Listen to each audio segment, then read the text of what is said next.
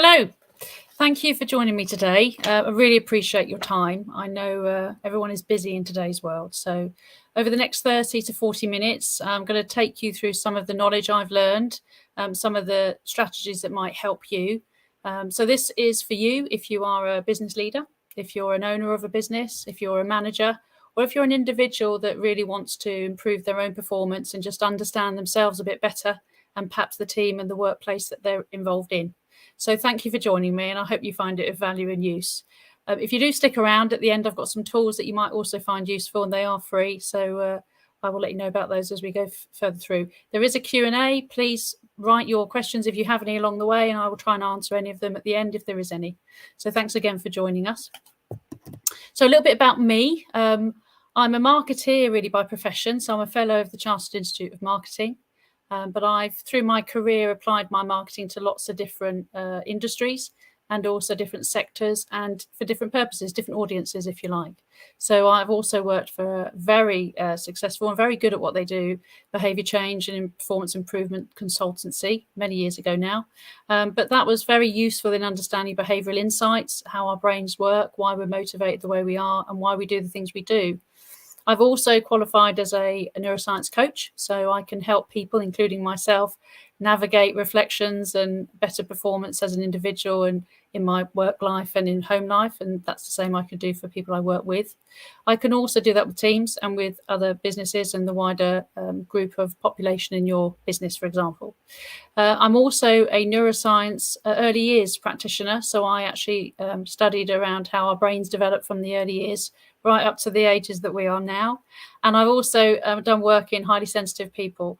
Neurodivergence is clearly something that's becoming a big key topic and much more talked about in the workplace and between ourselves. So it's something I wanted to better understand and apply that to the solutions that we provide. In our company itself, what we are able to help you with is anything from the hire to retire. So we're not a pension provider. We don't do anything around the plumbing, and I don't mean that in a derogatory way, but the processes of a business. That's not what we're about. We're about the lifeblood of the business, the actual energy of the business, why people do what they're doing and what they're doing and how we can make them do what they're doing better. So everyone wins, the business as well as the employees. So we do that in a number of ways. I won't go into lots of detail about that now, but you can see we do the spectrum from creative, some of the assessments, some of the audits. We put plans together, strategies together. We can do it on a light touch or a really, involved basis. It really depends on what the company and the individuals are struggling with and that they need help with. Now, how is neuroscience in leadership going to help you as an individual?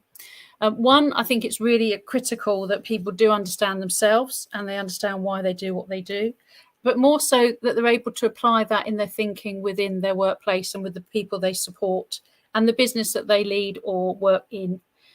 Now, it's no surprise that our brain is hardwired for one thing, really, and that's survival. And in the modern world, there isn't a saber-toothed tiger, and we might have all heard this before, but there are stresses and pressures and anxieties and worries.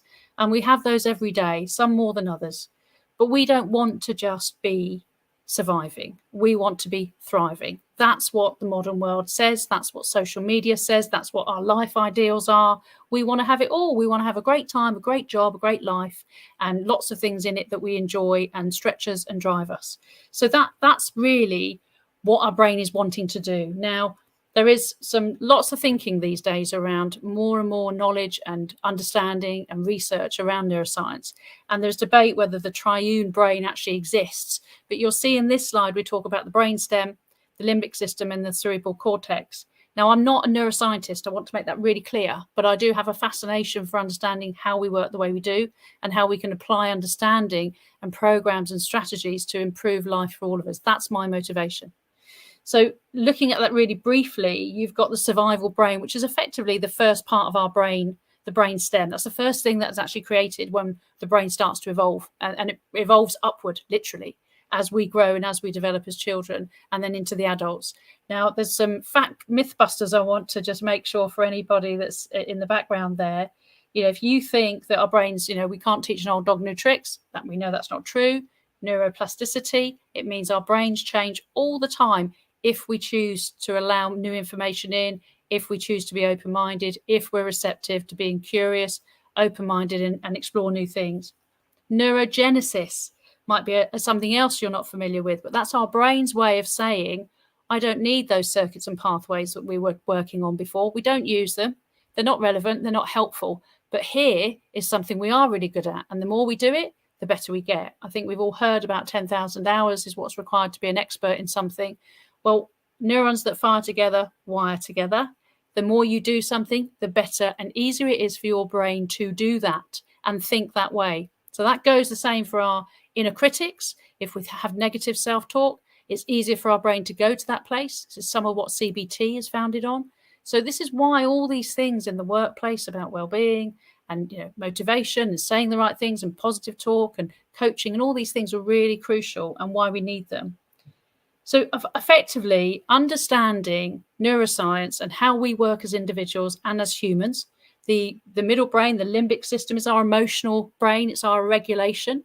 That itself is about homeostasis. If we can bring ourselves back to homeostasis where something has been really stressful or really exciting, the brain wants to get back to balance, because when it's back to balance, it can make sensible, survival, accountable, good decisions for our survival and our continuation. The cerebral cortex is the most developed and latest in terms of evolution of the brain. And that ultimately is really all about the higher thinking, the things that, we can anticipate. We have very sophisticated knowledge, logic, speech, all those other things that make us different to other mammals, for example. And they're very complex. You have 84 billion neurons, and most of them are firing together with at least 1,000 other neurons in your brain, which to me blows my mind. It's been likened to the amount of stars in the galaxy or something.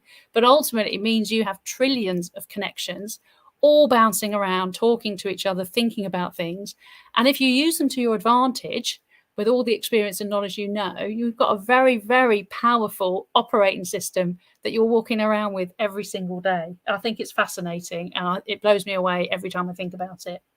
But ultimately, this is what I want you to take away from this. If you are near the chat and you can chat, I would love to understand from your own experiences, and you won't want to do this about the workplace that you might be in, because maybe that's a bit sensitive, because comments are captured within this. But if you can think about a workplace that you've been in and how you felt within that workplace, either stressed or motivated and really in the flow and positive, can anybody relate to being in a negative environment that wasn't as motivating as it could be and gave you stress that was unnecessary? If you can relate to that, please put a yes in the chat, just so I can get an understanding going forward as to how many people have had experience of difficult workplaces or different environments. So leadership. I don't know if any of you have studied a huge amount in leadership. There's so much out there and it's all fantastic. But ultimately, a chap called Manfred Ketz de Vries, if you're familiar with him and if you know him, he was on a podcast with Jacob Morgan and The Future of Work recently. Brilliant chap, basically, a great coach, knows an awful lot about a lot of things in terms of management and leadership and successful businesses. And he came up with the 8 archetypes of leadership. Now, given what I've just explained about really the way our brain develops and the different ways that we react and work and think, he devised 8 archetypes that he saw as patterns in all leadership teams. And it basically means, a bit like a SWOT analysis, you may have a strength or a weakness in any of these particular areas, but you will have a preference that your default sort of neuron pathway wiring will go to when you get excited or when you get enthused or when you're passionate about doing something in a workplace. Now, that doesn't mean any of those archetypes are better or worse than the other. It just means that you will have a preference. And I would really encourage you to have a look and think about which one might be the one that you relate to or that you go to as a priority and as a strength. And then perhaps look at how you might develop some of those other areas. And this really is what 360 surveys are about, and coaching, and just getting feedback generally on how you are and how you interact, whether it be in one-to-ones or otherwise. I'm not going to go through all these because these are quite in depth, but I really encourage and you to have a look at them in your own time and do some self-reflection on where you think you sit and where you think you have opportunities to improve. The other aspect is to consider in your management team or your leadership teams, have you got people that are missing that actually have some of these strengths, or you could do with some of these strengths? Because obviously a balance is always a good thing. Remember, the brain wants to get back to a homeostasis point of view. It doesn't want to be overstressed. It doesn't want to be doing things it's not particularly good at, and it wants to make sure that you've got balance in some way or another. So what we do know is with employee engagement, in terms of people experience and the task emphasis, if you look at that grid, I'm not even going to talk about the other three. Clearly, you understand what's written there, but the transformational leader is what is needed in today's workplaces, and it's what individuals and employees are asking for. They want somebody that might have low focus on task. It's not about task. The job will get done. It has to get done, but it's about the people experience and focusing on the people and how you help them deliver and achieve what they need to achieve in the business that they've joined. So again, I'd encourage anybody to sit back and take some time to think about their own leadership, their own managers, their own management style themselves, if you're in that position, and just think about how much focus you put on the people as opposed to the process. One of my biggest gripes at the moment, and I'm seeing it time and time again, digital and automations are fantastic, but not when the process is trumping over the purpose. The purpose of business is generally high customer service, repeat transactions, advocacy, a good reputation. But when your process erodes or destroys some of that because your process is so efficient, something is going wrong, and that's happening a lot. And so I would ask you to look at who your team are, what's happening. Are you doing the job, or are you, as a business and a collective of people, doing great work that you really enjoy and that you do brilliantly? So time and energy, this is a really big one for me. You can't effectively make more time. Weirdly, we use the expression, I need to make more time. What we actually mean is we need to use the time we've got in a better way and do more with it. And it's the same with energy. Now, arguably, if you're not looking after yourself and you're not taking self-care and you're not keeping fit and as healthy and getting the sleep and all these essential domains that you need to take care of in the right balance, in the right consistency, then you won't have the energy that you potentially could have. But let's just assume you are doing that. You've got 100% of your energy and your battery is full. Are you using that energy in the best way possible for you, for your life, for high performance, and for your team and your company and the people you work with? Or could you be doing some of those things and applying that energy in a better way? Incidentally, your brain actually takes 20% of your energy every single day just to do what it does. It's not a surprise with my brain that I'm a bit of an overthinker with all those neurons and all that energy being used. And maybe you're the same, but could you be applying some of that energy into things that actually work better for you and serve you better than some of the things you're choosing to do with your time? And then magnify that out to your team and your business. What things could they stop doing and do more of that actually help achieve everybody's goals? So I talked about our different emotional brains and how we feel and how we think and conceptualizing and everything else. Now, neurons and hormones, I talked about 6 years ago. I remember putting a post up on LinkedIn thinking I was a little bit crazy even mentioning it on LinkedIn because menopause and everything else hadn't hit LinkedIn at that point. And look at the world and how it's changed now. But I just think it's really important that when you're looking at programs, you're looking at your work culture, you're looking at your employee experience, dopamine is something really that gives great reward. It's our reward center, but it also, if it's overused, can cause a lot of stress because actually it's become addictive personalities rely on dopamine. So if you're always wanting something, and you want more and more and more, you have to manage all of these things in balance and at the right time for the right thing and in an ecosystem that actually works and is responsible and healthy. But dopamine, for example, is that award, that achievement. It's the little mini fix that makes us feel good about ourselves. It's the brain's way to tell you you've done a good job. Oxytocin.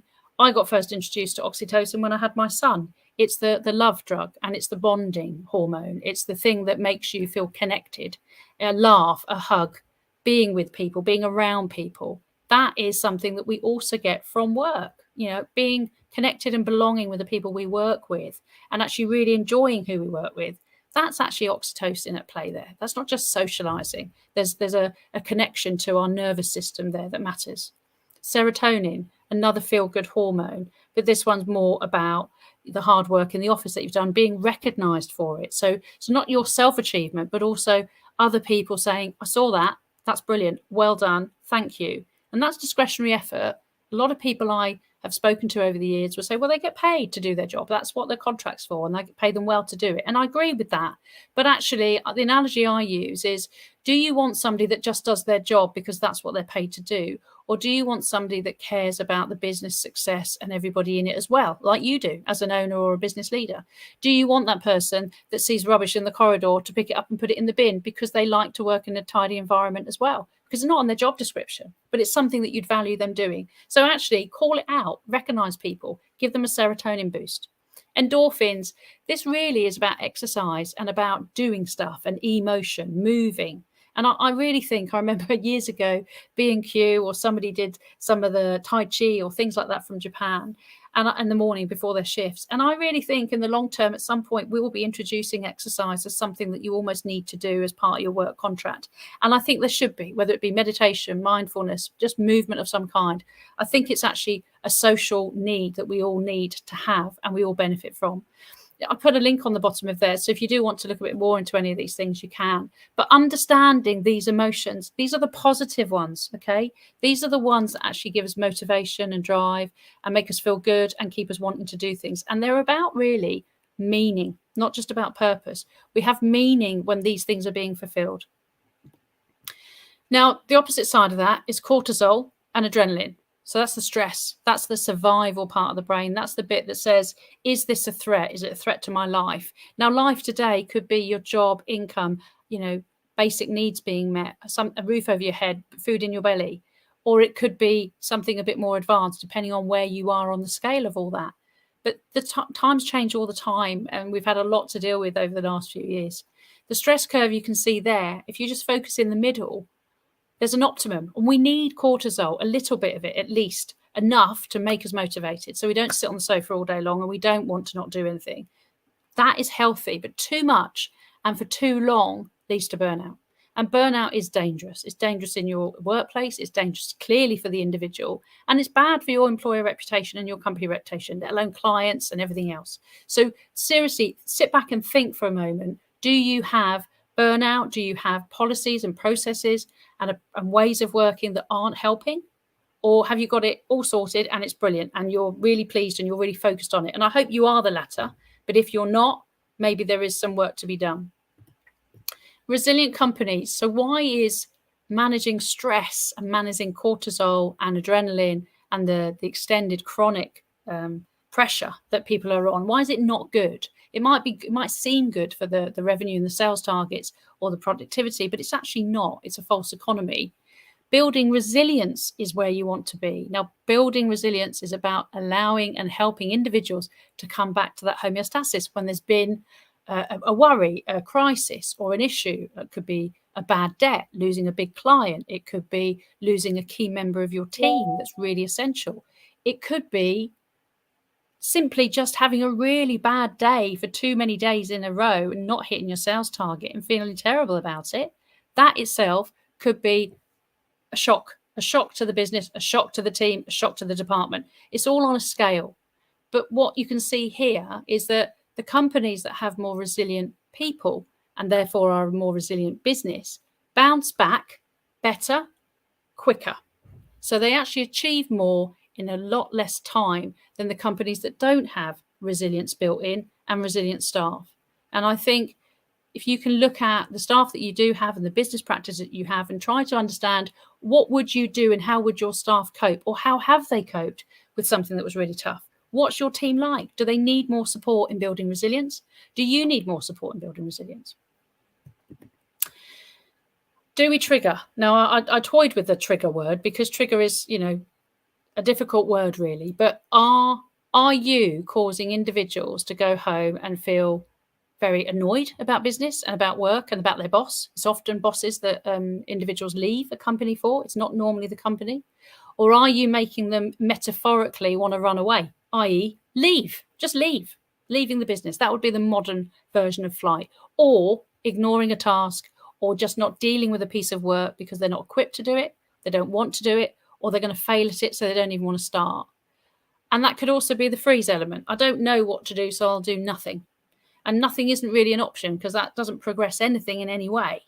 So are any of your managers or any of the work or the processes that you do or your growth strategies and what you're asking staff to do, are they causing any additional challenges and issues that are putting your staff under unnecessary stress and repeated stress that's actually working against what you're trying to achieve?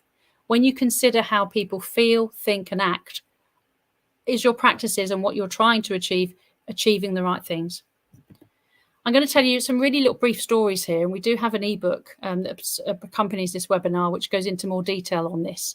But I just want to bring to life a little bit how these things can actually work in practice in a workplace. So, for example, we've got Ralph. Now, Ralph, he's actually a high flyer. He's been doing brilliantly in his job. He really has. He's been hitting all his quotas, and his manager has been giving him incentives, rewards, gifts, prizes, bonuses, everything you can think of. The carrot. I call it the metaphorical carrot. Brilliant, but actually he is running out of steam. He's running out of energy. He is so worn down by this constant need to achieve. Now, sales is sales. You have to do that. You have to achieve your goals. But actually, just because you are achieving, it doesn't mean you can keep achieving, or the targets can keep going up, or you can keep changing the parameters of what you're asking your staff to do and just want more and more and more. And they'll be putting on a brave face. It's very rare that you see salespeople crumble in front of you and tell you they can't cope with it. And to be honest, by the time they're at that point, they are really not coping and you have a major problem. And that's, you know, an HR person's nightmare from a case management point of view. And you don't want that. You don't want your high flyer burning out. So, you know, how does someone like Ralph say to his manager, actually, I'm loving all the gifts, but they're kind of worn off now. I can only earn so many bonus. I still want to sleep at night and I'm worried and stressed all the time. You don't want individuals like that. Incidentally, one of the new initiatives that is a very moving story, but Baton of Hope actually have put forward a workplace charter to Parliament just recently about anti-suicide and how we could try and aim for a zero suicide society. Now, that is a fact of life, or a fact of death, quite frankly, to be grim. You don't want that, and we want to avoid that as much as possible. There should never be a need or a reason to feel that life isn't worth living. End of story. And you as owners and business and leaders should be doing something for yourself to make sure that never happens and make sure that that doesn't happen in your businesses. The carrot, when used brilliantly and appropriately and proportionately, is a really great incentive. It gives you your dopamine rush, gives you your serotonin. It's great to be acknowledged for great work, but not if the rest of the culture and the situation and environment is toxic, because it can't be all about carrots. That's not what people want. Neuroscience and economical behaviour and economic science proves that. People do not just want all the time. All things being equal, recognition and appreciation is the difference. Rose is just out of university. It's her first job. Bright-eyed, bushy-tailed, ponytail swinging in the air, bounces into the second week of her job to do a presentation, and her boss is there and he spots a spelling error on that second slide and he just shoots her down in front of everybody straight away. She feels paralyzed, crippled, ashamed, embarrassed. Her confidence goes immediately. She's expected to carry on, but she can't. How can she carry on when he's just made her feel terrible? That's not what anybody wants to do. Now, I don't think for a moment her manager wanted to make her feel that way. He might have wanted just to assert his authority. He might have wanted to just demonstrate to her that, well, actually, that's not good enough. You're going to have to up your game. You know, we check our slides. We don't do presentations with faults on them. But actually, it didn't achieve what he wanted. It now made her fearful to carry on, and it will make her have anxiety that's unnecessary. Now, I'm all for accountability and consequence. There's absolutely no reason why he shouldn't have then, at the end of it, given her feedback, talked to her in a one-to-one, and gave her the information and the standards he expects, but in a supportive, kind, directive, helpful way that was going to achieve that. There's nothing wrong with accountability, but beating people with big sticks and making them feel terrible doesn't help. And it's more likely to want people to walk out the door and go somewhere to work somewhere else. People leave managers, remember, they don't leave good businesses normally, and they don't like normally leaving good people. Richard, perfect, brilliant. He arrives in his job. He's doing a sales meeting. He's been asked, would you like to run it? Would you like to do it? And he knows, totally different to Rose. He knows his team and the managers. He's already been clearly managed his expectations. Richard, you're going to give a presentation, whatever whether it's good, bad, indifferent. We'll give you feedback at the end of it. We'll help you focus on the bits that need improvement. We'll acknowledge the bits that were brilliant, and we'll all move on from there. Go for it. We're all behind you.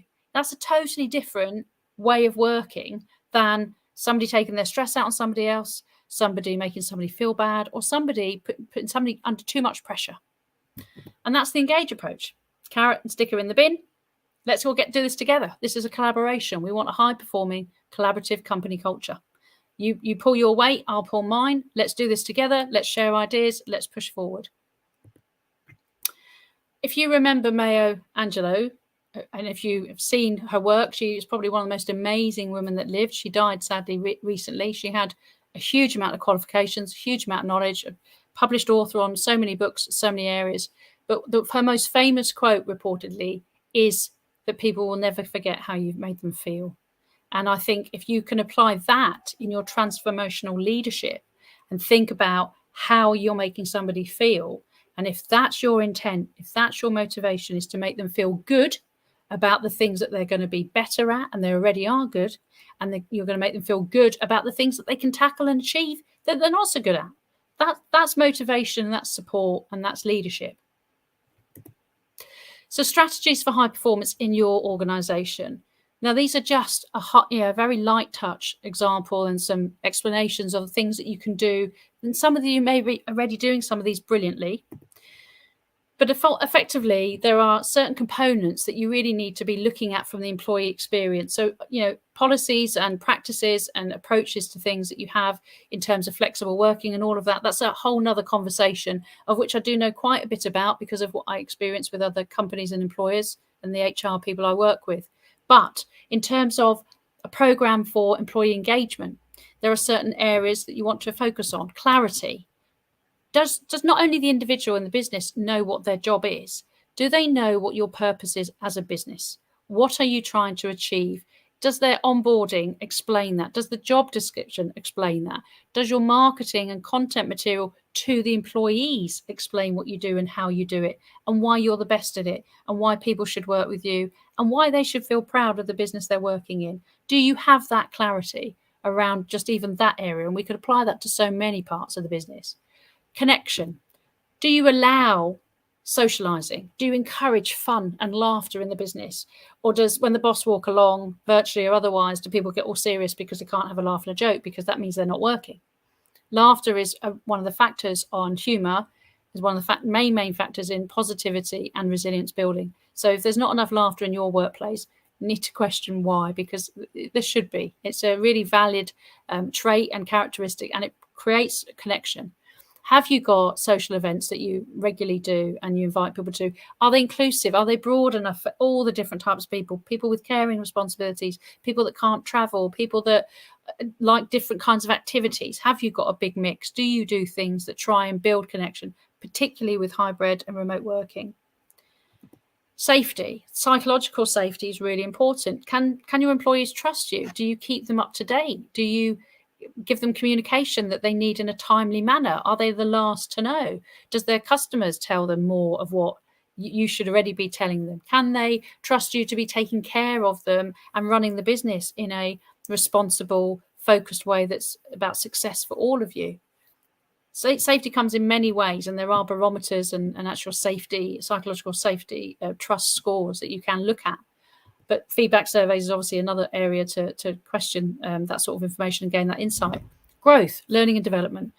Not everybody wants to be promoted. Most people think, well, once there's a ceiling, there's only so many senior roles. We only earn so much money as a business. Well, we can't promote everybody, and then that's why people leave. Well, actually, some people don't always want people responsibility. They might want more money, but often they want more development. They want to learn more. They might want to job share. They might want to change track in the company that you already work at. So those mobility of moving people around and helping them develop, learn more, grow as an individual in competence and breadth of their knowledge. What do you do around that space for them? Do you provide meaning in their work? So this isn't about purpose. You have a purpose as a business, and they have a purpose in their life as an individual, and they find that purpose. But does what they do in your business have meaning? And of course, you'll say it does, otherwise the job wouldn't exist. But what does it deliver? And how do they know what they're doing has meaning? Are they always in the back end, or behind the scenes? They never get to see the work that they've created or they've helped to contribute to, and they don't understand the part they play in it. Think about how you could enrich that, how you could share that more with them, and how they could share more of what they know to equip and develop others. That's growth, and that's connection too. All these things are connected to everything else, and they're all connected to each other. Recognition. Do you have a welcome for new employees? What does that look like? Do you send them things? Do you help them get on board quickly and up to speed and feel part of the team as quickly as possible? Or is there just a get on with it and we will see you on the other side approach? Do you have a formal values and behaviours and recognition programme? Do they get rewarded for that? How do you celebrate it? Recognition comes in all walks. It's not just about sales. It's not just about revenue. It's about values, actions, behaviours. Are they doing the right things? Have they got the right culture? Have they got the right attitude? Do they make a difference in the business? And moments that matter are really important. Anniversaries, birthdays, birth of a first child, probation completions, qualifying in a qualification or an area of education that was really important for the business and that will add value to you. All those things are things that you could recognise. Do you do that, and how do you do it, and could you do it better? So what happened to Ralph, Rose and Richard? All fine. Thankfully, Ralph is still with us and he's sailing. He's doing great. Rose grew up, no problem there at all. These are all people, by the way, that I've worked with of a kind or seen these scenarios. Richard, he carried on with his boss, and that his boss still mentors him, and he's just gone skyrocketing into lots and lots of different careers and different senior roles, and had a great time. So for me now, this is an invitation for you. I hope what I've shared has been useful, and I know I've probably rushed through it a bit. I do that, and apologies. But I'd like to invite you now to consider where you are in your workplace, and you are as an individual, and what your workplace is needing the most, what you're either struggling with or what could just be developed to enhance people staying with you longer, people being happier to be in your business and come to your business and do more while they're there. So the invitation is threefold, actually. We operate a NeuroChange challenge, which covers all of the things that we've talked about. It equips you as individuals to understand neuroscience a bit better, and not just understand it, but apply the things that will make you as an individual more resilient and higher performing. So your nutrition, your rhythms, your connections, the things that matter to you in your life that actually make the difference between how you do cope and how you don't cope with tough times and good times, because hopefully you've got a good balance of all of those things. We help you understand how that works for you, for yourself, and then how that would work for you and your team or your business. We help you create the culture and bring it to life and define what that is, bring those clarity, that allowance for connections, recognition, all those things will enhance the experience all round for everything you're doing, measure the magic, and we'll shout about the success. So we can really help you with that. If that's of interest, please get in touch with me. My email is sharonkennedy@engageandprosper.com. I'd love to talk to you about it. Wherever you are in that interest level, there's always a good time to start, and sometimes these things take longer than they need, but I'm here. If you're not quite ready, there's a scorecard quiz, which if you email me, I'll send you the link. And that really is just a really short quiz. It will take you 2 or 3 minutes, if that. If you think about it, it might take you a bit longer. But it's just really a little quick measure for where are you on resilience and your culture as a business. What are you doing? And it might just give you a little bit of an overview on some of the gaps that you might have and some of the areas that you might need to focus on to start getting some gains and wins and improving the employee engagement and experience in your business. And the last thing really is, if you're still not sure, but you're still just wanting to explore this, and I do genuinely thank you for coming to learn more about these strategies and neuroscience and people, to hopefully be able to apply it back to your business and your life and your work life. And I really do genuinely appreciate you doing that, because it's so important. Work is a big part of our lives. We're in it for too long to be doing something we don't enjoy in a company we don't like and for people we don't trust. So if that's the case, have a look at some of the calculators we've got on our website. they'll give you an indication on the sort of thing that absenteeism or attrition is costing.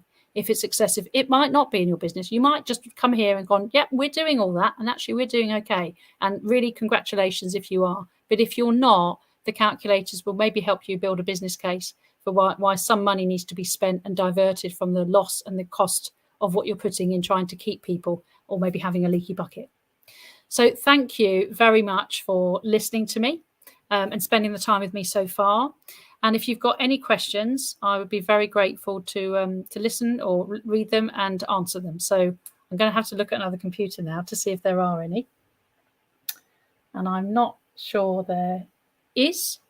So I think that's everything. So again, if you do want any advice, you can book a consultation with me. You can email me for any of those links and information. And I wish you the rest of the day a good day and a good week. And thank you very much for joining me.